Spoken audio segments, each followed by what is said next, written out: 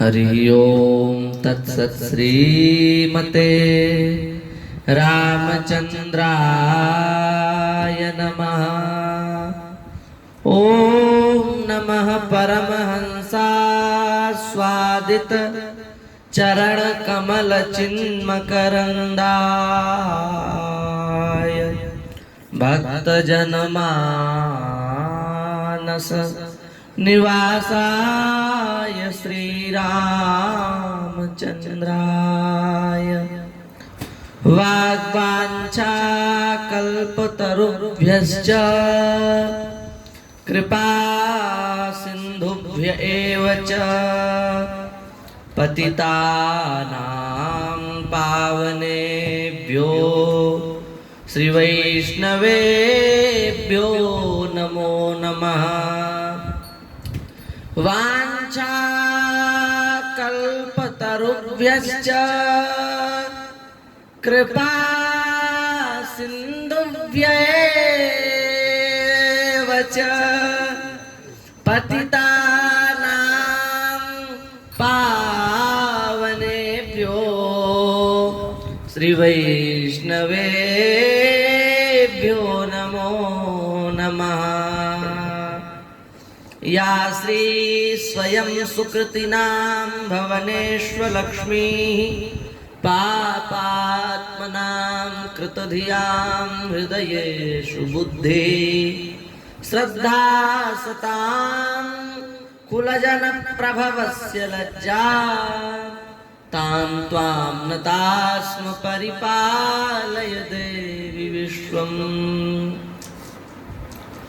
हरिशरणं भक्तवांछा कल्पतरु भक्तवत्सल शरणागत वत्सल असंख्येय कल्याण गुणगण निलय परमानंद कंद चिन्मूर्ति नंदनंदन श्याम सुंदर एवं वृषभानुनंदिनी श्री राधा रानी की महती कृपा करुणा से आहायतु की कृपा करुणा से हम सभी लोग मानव जीवन का सर्वोत्कृष्ट फल सत्संग लाभ प्राप्त कर रहे हैं। यह श्री ठाकुर जी की हम सब के ऊपर विशेष कृपा है। इस नवरात्रि की पवित्र वेला का आज अंतिम दिवस है और बड़ा सुख मिला। जीवन में प्रथम बार नवरात्रि पर नवरात्रियों की चर्चा करने का सौभाग्य प्राप्त हुआ। इससे चित्त में अत्यंत प्रसन्नता का अनुभव हो रहा है। यह शक्ति भगवान से भिन्न नहीं है, अपितु भगवान की स्वरूप ही है, भगवत स्वरूप ही है। इस संसार में भगवान के अतिरिक्त और कुछ ही नहीं है, पर यह बात हम लोगों को समझ में नहीं आती। हम लोग भगवान के शरणागत हो जाते हैं, भगवान के भक्त बन जाते हैं, पर हमको उस चराचर में भगवान का अनुभव नहीं होता। जब तक चराचर में भगवान का अनुभव नहीं होगा तब तक वस्तुतः हम भगवान की शरण में नहीं है। वस्तुतः हमने अपने जीवन में कोई विशेष कार्य नहीं किया। इसलिए श्री गोस्वामी जी महाराज ने तो कह दिया, सो अनन्य जाके अस मति न डरे हनुमंत, मैं सेवक सचराचर रूप स्वामी भगवंत। सो अनन्य, अनन्य वही है। कौन? जाके ऐसी मति, जिसकी ऐसी मति है। कैसी? मैं सेवक, हम सेवक हैं, हम दास हैं। सचराचर रूप स्वामी भगवंत, हम सेवक हैं और यह संपूर्ण चराचर संसार भगवान भगवत स्वरूप है, स्वामी स्वरूप है, हमारा इष्ट है।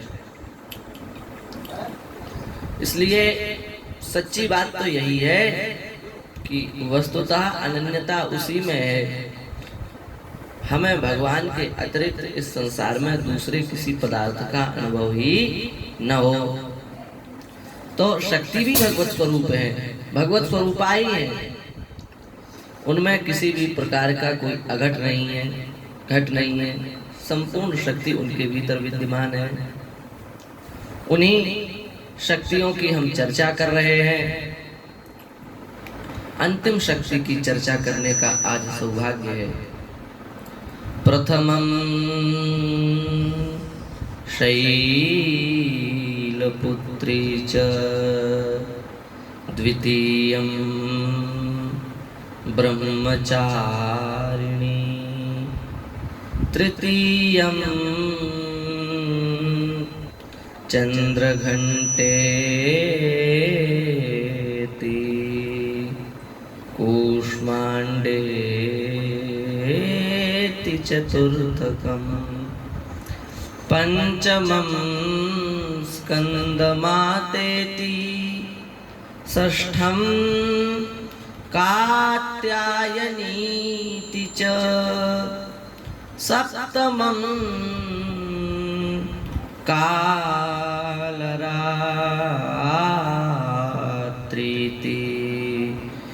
महागौरीति चाष्टमम् नवमं सिद्धिदात्री च नवदुर्गा प्रकीर्तिता उक्तान्येतानि नामानि ब्रह्मणैव महात्मना। ये नौ रूपों का वर्णन है। ये हम नहीं कह रहे हैं। उक्तान्येतानि नामानि, इन नामों को कहा है किसने? ब्रह्मणैव महात्मना, भगवान ब्रह्मा ने स्वयं इस बात को कहा है। तो नवमं सिद्धिदात्री च, नवम जो देवी है, नौवीं उनका नाम है सिद्धिदात्री। सिद्धिदात्री माने जो सिद्धियों को देने वाली हो, वे हुई सिद्धिदात्री। सिद्धियों को देने की सामर्थ्य भगवती में विद्यमान है। सिद्धियां कितनी होती हैं? 8 सिद्धियां होती हैं। अष्ट सिद्धि नव निधि के दाता, असबर दीन जानकी माता। 8 सिद्धियां होती हैं और 9 निधियां होती हैं। नव निधि के दाता भगवान श्री जानकी माता ने हनुमान जी महाराज को तो वर दे रखा है, आप 8 सिद्धियां लुटाओ, 9 निधियां बांटो, आपको अधिकार है। असवर दीन जानकी माता। 8 सिद्धियां कौन कौन सी हैं? 8 सिद्धियों के नाम क्या हैं? बड़ा प्यारा श्लोक है। अणिमा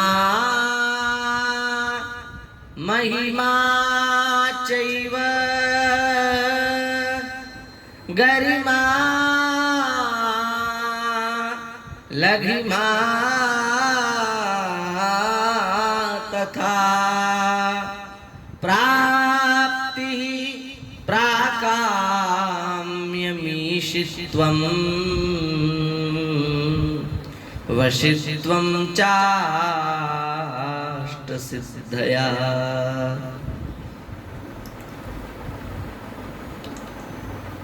अणिमा महिमा चैव, अणिमा महिमा, गरिमा लघिमा तथा, गरिमा लघिमा प्राप्ति प्राकाम्यमीशित्वं, प्राप्ति प्राकाम्य ईशित्व और वशित्वं चाष्टसिद्धया। वशित्व, ये 8 सिद्धियां हैं महाराज। ये जिसके पास आ जाती है वो जितना चाहे उतना छोटा बन सकता है। हनुमान जी के बारे में क्या लिखा है? जब लंका में प्रवेश किया तब मसक समान रूप कपिधरी, लंकी चले सुमिरे नरहरि। मच्छर के समान रूप बना लिया। मसक समान रूप कपिधरी, लंक ही चले सुमेरी नररी। मच्छर के समान बन गए, लघु हो गए, छोटे आकार में आ गए।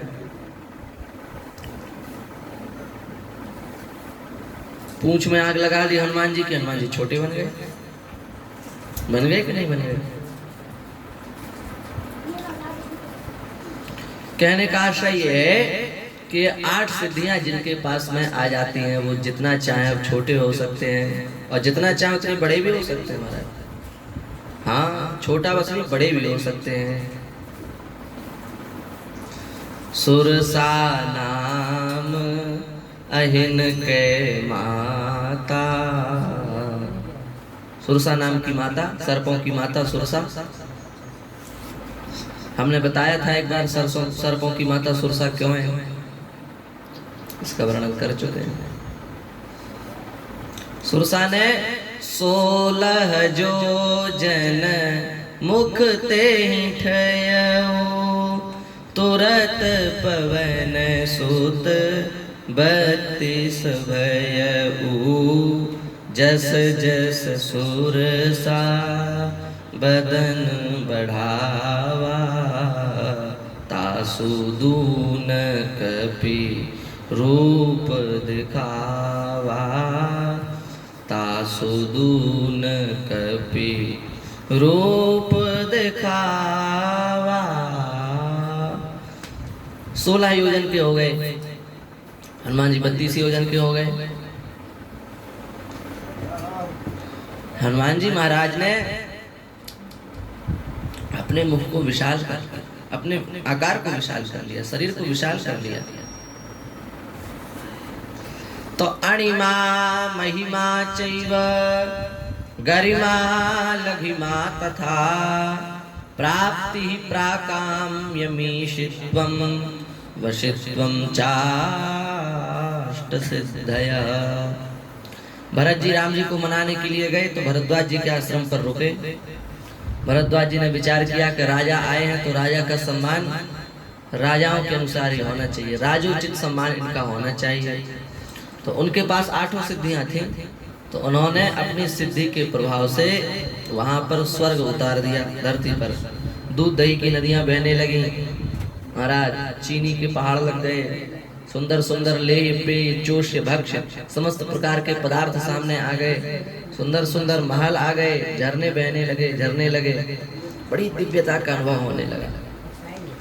राम जी को लेने के लिए जा रहे थे, मनाने के लिए जा रहे थे, उनमें से कुछ लोग तो कहने लगे कि अब जाने की आवश्यकता नहीं, अब तो यहीं रहो, कहाँ जाएंगे राम जी को लेने।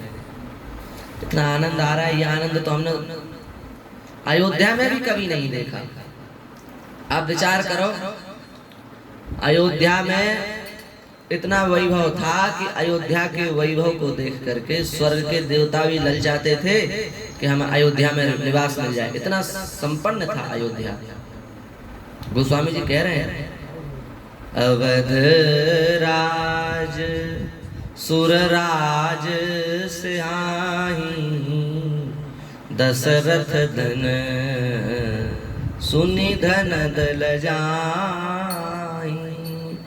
अवध राज, अवध के राजा, अवध का जो साम्राज्य था, उस साम्राज्य का वर्णन सुनकर के, उस साम्राज्य को देख करके देवता भी ललचा जाते थे। महाराज उस अयोध्या के सुख भी, वे अयोध्या के सुख भी तुच्छ हो गए भरद्वाज जी के सुखों के सामने। क्या सुख होगा वहां का, प्रजा तो भूल गई राम जी को, पर धन्य है भरत जी की निष्ठा। भरत जी ने उस दिन भी अन्न जल नहीं ग्रहण किया। इतने प्रकार के व्यंजन उपस्थित थे, 56 भोग 36 व्यंजन सब सामने रखे हुए थे, पर सब हटा दिया। सुंदर सुंदर लेटने के लिए बिछौना बिछे हुए थे, मखमल के गद्दे के समान, दूध के फैन के समान, सबको हटा दिया और कुशा की आसन पर भरत जी ने विश्राम किया। ये है, इसी को गोस्वामी जी ने अपने शब्दों में कहा, रमा विलास राम अनुरागी, तजत मन इव नर बड़भागी।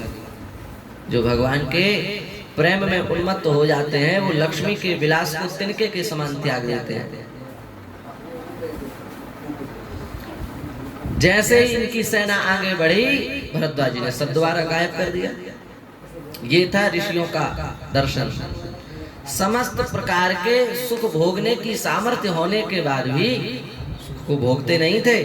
प्रकट करके उन्होंने दिखा दिया कि सुख भोगना चाहे तो हम भोग सकते हैं, पर कभी उन्होंने सुख का भोग नहीं किया। तो अष्ट सिद्धियों की दात्री हैं, इसलिए इनका नाम हो गया सिद्धिदात्री। नवमं सिद्धिदात्री, सिद्धि देने में समर्थ होने के कारण इनका नाम सिद्धिदात्री हो गया। और कथा तो यहाँ तक आती है कि भगवान शिव ने भी सिद्धिदात्री की उपासना करके ही सिद्धियां प्राप्त की। ऐसी भगवती सिद्धिदात्री की दिव्य महिमा है।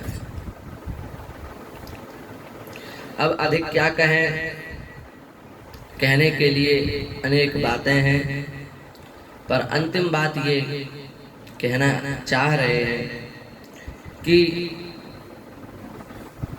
इस नवरात्रियों में हम सभी ने अपने अपने बुद्धि विवेक सामर्थ्य के अनुसार जो उपासना आराधना दर्शन पूजा पद्धति की, उसका फल हमें संसार की वस्तुएं नहीं मानना चाहिए। उसके फलस्वरूप संसार की वस्तुएं तो नारकीय योनियों में भी सुलभ है। ये नारकाणाम अपि सन्ति देहिनाम, नारकाणाम देहिनाम अपि ते भोगा सुलभा एव सन्ति न दुर्लभा। वे भोग तो नारकीय योनियों में भी सुलभ हैं। उसकी उपासना, उसकी प्राप्ति के लिए इतनी लंबे अनुष्ठान के बाद में उसकी प्राप्ति यदि की तो क्या क्या, कुछ नहीं। इसलिए हम लोगों ने जिसने जितनी सामर्थ्य के अनुसार भगवती की उपासना की हो, सब हाथ जोड़ करके एक ही बात कहे हैं, सब कर्मा गौ एक फल राम चरण रति हो, तिनके मन मंदिर बसऊं, सिय रघुनंदन दो। सब कुछ जो कुछ किया है उस सब का एक ही फल हमको दे दीजिए, राम चरण रति हो। हम सब की प्रीति भगवान के चरणों में हो जाए, हम सब भगवान के भजन में लग जाएं। हे देवी ऐसी कृपा करो कि संसार की आसक्ति हमसे छूट जावे, हम भगवान के भजन में लग जाएं, भगवान की सेवा में लग जाएं, भगवान के नाम रूप लीला धाम में लग जाएं। अब प्रभु कृपा करऊं एहि भांति, सब तजी भजन करो दिन राती, सब तजी भजन करो दिन राती। हे नाथ अब आप ऐसी कृपा करो, हे भगवती अब आप ऐसी कृपा करो, सब तजी संसार के समस्त बंधन टूट जावे, भजन करो दिन राती। भजन में हमारा मन लग जाए, भजन में हमारा चित्त लग जाए, बस यही मांग लो। यही मांगने से आपको सब कुछ मिल जाएगा, और ये नहीं मांगा तो सब कुछ मांगने के बाद भी आपको कुछ नहीं मिलेगा। इच्छन्ति कल्पकतरुम गुणपोपभोग्यम, अर्चन्ति कल्पकतरुम गुणपोपभोग्यम, इच्छन्ति यत्स्पर्शजं निरये परिणाम। भगवान पाणिनि की दृष्टि से देखो तो वे कह रहे हैं, अर्चन्ति कल्पकतरुम गुणपोपभोग्यम, गुणपेन उपभोग्यम, हो गई तुम योग्यम भोग्यम, गुणपेन उपभोग्यम गुणपोपभोग्यम। जो तुच्छ नारकी जीवों को भी जो विषय प्राप्त है, उनकी उपासना के लिए आप भगवती की आराधना करेंगे? नहीं, हमको तो बस भगवती की आराधना इसलिए करनी है कि भगवान में प्रेम हो जाए, भगवान में रति उत्पन्न हो जाए, और भगवान में रति उत्पन्न हो जाएगी तो आवागमन का चक्र समाप्त हो जाएगा, फिर आना जाना नहीं पड़ेगा। पुनरपि जननम पुनरपि मरणम पुनरपि जननी जठरे शयनम भज गोविंदम भज गोविंदम गोविंदम भज मूढ़मते गोविंदम भज मूढ़मते।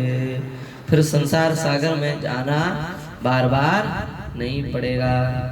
इसलिए बस हम यही प्रार्थना करें कि हम सबकी प्रीति भगवान के चरण कमलों में हो जाए। यदि हम यह मांग लेंगे तो हमारी नवरात्रि सफल हो जाएगी। इसी भावना के साथ आप सभी को अनंतानंत शुभकामनाएं देते हुए भगवान के चरणों में आपका प्रेम हो जाए, ऐसी भगवान से प्रार्थना करते हुए हम अपनी वाणी को श्री ठाकुर जी के दिव्य चरण कमलों में समर्पित करते हैं। श्री वृंदावन बिहारी लाल की जय।